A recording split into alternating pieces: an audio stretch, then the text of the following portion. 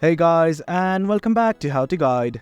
In this tutorial, we're going to look at how to select the cover image of your collection in Zedge. Now let's begin. Do note that I have already installed the application in my mobile device and logged into my account. In case you have not, do it right now. It's quite easy. In case you don't know how to log in or create a collection, we have created a video regarding that as well. Initially, what I would like to do is simply go to my Zedge. Right next to settings, there's a button like this that spells My Zedge. Simply click on it. Then this page will open up. Well, denote that I simply need to scroll down. And just below your content tab, you'll see a button like this that says collection. Simply click on it. Well, in my previous video, I had created a collection. And right now, I just want to change its cover image. So I'm gonna click on the collection right now. Once I'm in the collection, what I need to do is simply click on the top right corner.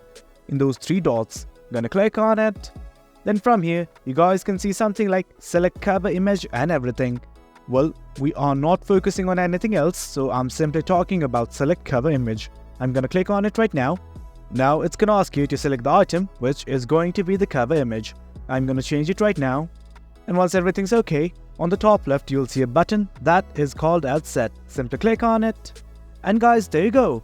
Your cover image for your collection in Zedge has been updated. And guys, that's the gist of it. That's how you select the cover image of your collection in Zedge. Hope you guys found this video informative, and for more content like this, do remember to hit like, share and subscribe. Your support fuels us. Until next time, thank you.